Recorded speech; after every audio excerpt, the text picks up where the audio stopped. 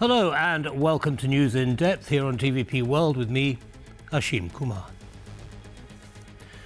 This year's International Frederic Chopin Piano Competition is breaking records as it heads into its centennial celebration.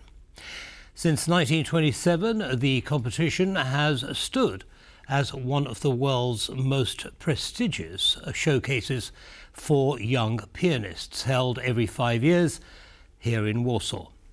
In 2025, it not only welcomes a record 642 applicants from across the globe, but also launches a year of events marking 100 years of Chopin's legacy on the concert stage and beyond. To tell us all about what to expect, I am joined by our very own Karolina Shapland, our cultural editor. Karolina, great to see you. Thank you. I know you've been running around like anything recently. Absolutely. Well, for us, you know, the lovers of classical music, this competition is the competition, as you said, every 5 years. So I think the best analogy that we can think of, this is the Olympics of classical music. The Olympics of you know, I want to hear all about that, but before we get there, I was just doing some reading up on Chopin, and I was really quite surprised to hear or read that he died in 1849 at the age of 39. Extremely young. Well, it is shocking to us, but we're talking early Victorian times, and of course tuberculosis is rife. So he's a composer who lived all of his life under the shadow of this illness. So very short life, but, you know, not that hard. You know, in those days, it was the illness that took many gifted people. It did, but he managed to create so much that it resonates even today, almost 200 years later. What's special about him? What is it that makes him one of the greats from that era, in your opinion? In my opinion, with a hand on my heart, I would have to say, this is that one classical composer that we can hum in our showers. He's got these melodies that when you hear, you know that is Chopin. Right. There is this colour to it, that Polish nostalgia, lyricism, that makes him the quintessential Polish composer. And, you know, the tunes, he only composed 2 concertos. The rest, you know, we're talking short pieces, short salon pieces. He was a big celebrity of his time. You know, he would entertain people in Paris with those mazurkas, polonaises, the nocturnes. But they are just so, you know, classic earworms, right. Beautiful. Of course, there is always a question, how Polish was Chopin? So never discuss this with anybody Polish, because for us Poles, he was, you know, he was Polish, and end of discussion. That's it. That's the end of the story. However, you know, it is really worth mentioning that his father was French. Hence the Chopin surname, that he spent most of his life in Paris, and that his influences, I would say he was a true European. Right. Poles wouldn't like that. No, absolutely. So we won't say that then. No, we won't say that. But of course, it is also, you know, without shadow of a doubt that his music, even though he spent only his youth in Poland, his music was influenced hugely by Polish folk music. Right. So music that was seen in those days, you know, not really seen as a part of a cultural repertoire. He was born in Żelazowa Wola, and then it definitely, you know, it's not just one of those stories that we feed children at schools in Poland. His music was definitely just filled with this Polish spirit of folk music. Right, the Polish spirit. Now, tell us about this competition. It's been going on for 1927, I think it started. Yes, like absolutely. That. So what brought it about? How does it work? What should we expect? So what should we expect is this amazing showcase of young pianists, because in order to play at this competition, you have to be between 16 and 30. And given the fact it's every 5 years, for many young pianists, this is their last chance. You know, if you miss this ship this time, that's it. Might be too old next You time. might be too old in 5 years from now. What is worse, there are many piano competitions across the world. There is one in Geneva, there is one in Leeds in UK, there is one in Paris. So imagine this, these are young musicians, many of them who signed their first record deals. They already got a golden ribbon, let's say in Geneva, and now they're risking it all by entering the toughest marathon of classical music. So, you know, they may lose it all because to be disqualified after the first stage, you know, that's not so great. Right, so they're putting their reputations Absolutely. on the line here. And the other interesting thing about the competition, of course, is that it's only Chopin music that's being played. Absolutely. And year on year, the repertoire is getting harder and harder. Now, the pianists that we know here at TVP World who will be commenting, so watch this space for us, Paweł Kowalski said for him, as a mature pianist, this year's selection of pieces is finger-breaking, and that tells you all. They are the hardest. And what people who want to experience this will see, which I find absolutely fascinating. So you go to the first stage and you hear exactly the same Chopin piece done 3 times by 3 different pianists. And then you can realize, even if you know nothing about classical music, how different, you know, how the pianists are putting their own personal stamp on each of those pieces. So it's absolutely fascinating. You know, I want to dig into that a little bit more in a few minutes, because it struck me that, you know, with such a high standard of people coming along and they're only playing Chopin, how the judge is going to decide. But I understand we have a soundbite to address that. Before we get there, all these people coming, you know, Chopin, obviously, you know, he's Polish as far as all Poles are concerned. The city's going to have to make some adjustments to accommodate all the audiences and you know, the locations. What's going on there? Well, if you are in Warsaw in the next 3 weeks, because what we're talking about is 3 solid weeks of Chopin, starting tonight. Tonight? Absolutely. Okay. And I'm very happy to talk about tonight's concert because it is absolutely amazing. But for the next 3 weeks, you will see groups of, you know, quite often Chinese, Japanese tourists and musicians walking around the city, tracing Chopin, you know, the footsteps around Warsaw, and it's fantastic. There are those lovely little touches, such as there is a whole tram, you know, again, for people who don't know, Polish capital's got a very, very efficient transport system, and tram, there is this special tram that plays Chopin music, and it's painted all in colors. There is a metro line that's sort of now Chopin themed. There will be a flash mob at Chopin's International Airport. There is even a Chopin cake. So in Hotel Bristol, and I'm not plugging Hotel Bristol here, but it is the oldest hotel in Warsaw, set up coincidentally by another famous Polish pianist, Ignacy Paderewski, you can get a Chopin cake, you know. Good Lord. So there's a lot of good things. However, I do feel bad about mentioning it.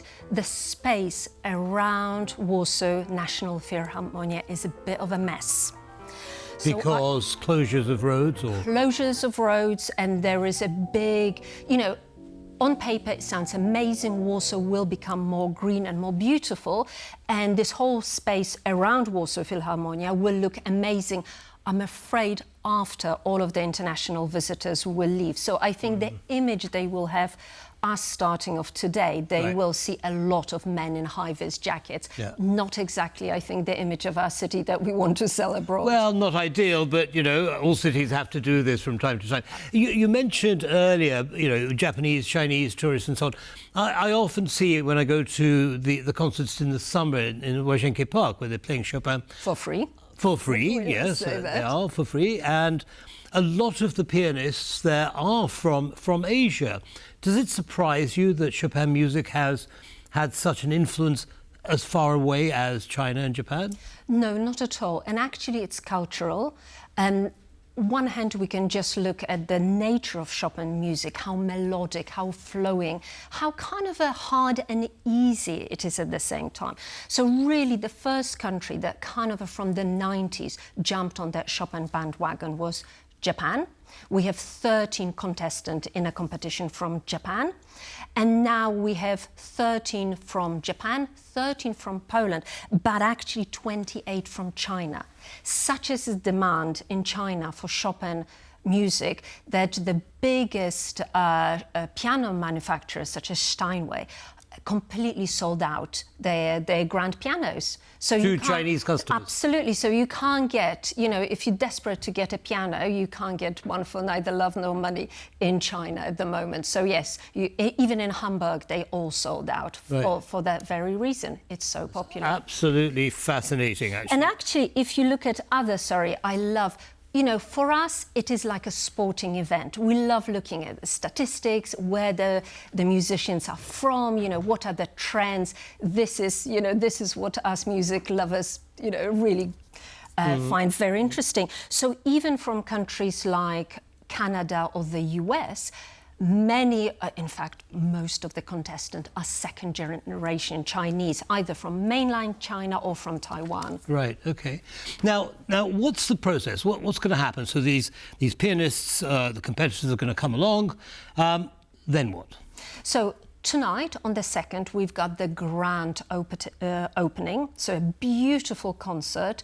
And there will be a beautiful concert by Saint-Saëns, and the person playing the piano will be Bruce Liu, who was the winner 5 years ago. International stellar career. And then we have I have to check this, we have 3 stages.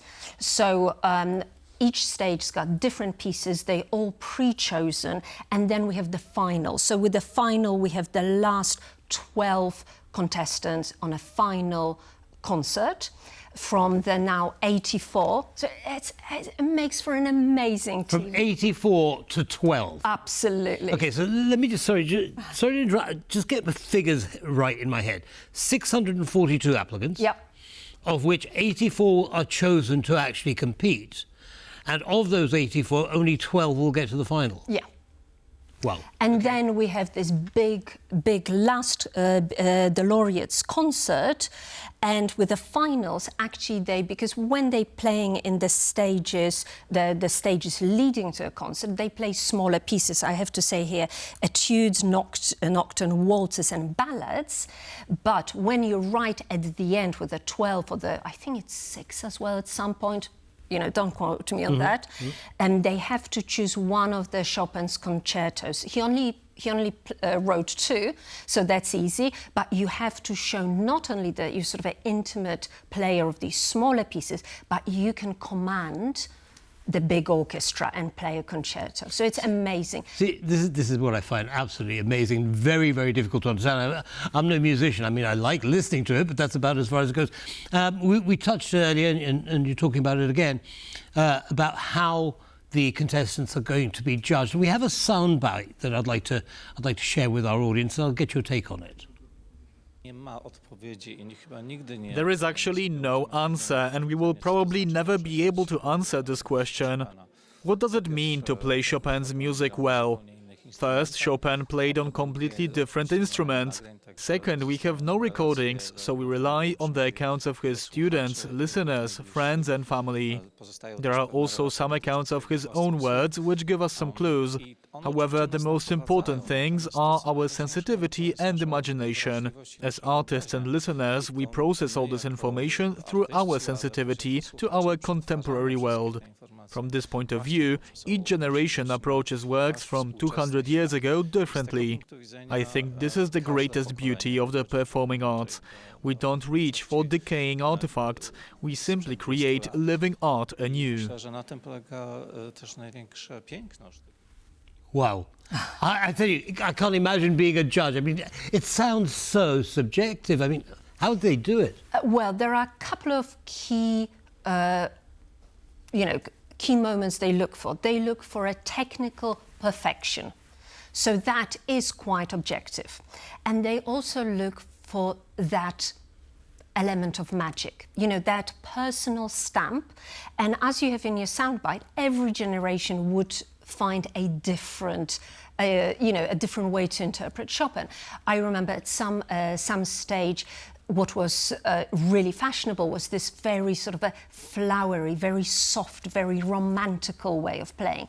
Then there was a time of quite fast, aggressive. So we'll see what's the trend this year. But what we do know, that even though every year there are some rumbles about is this system fair, and in fact somebody actually created this AI program to of course, to actually weigh the points given to the musicians, the pianists, better. However, I think that this year, because since each of those judges was a Chopin competition pianists themselves, I think this year, hopefully, touch wood, we'll avoid these scandals. But let's face it, we live for those scandals. I remember as a very young girl in Warsaw. All of Warsaw lived with the romance between Marta Argerich, one of the world's most famous pianists, and a young contestant who was only 18 at the time, Kristen Zimmerman.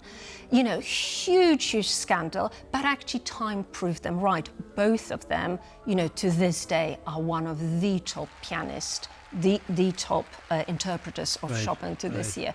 But, we're going to love a scandal, love a romance, And this is all mixed up, yes? Absolutely. The romance, the music, the scandal. The cake. Exciting. Oh, the cake.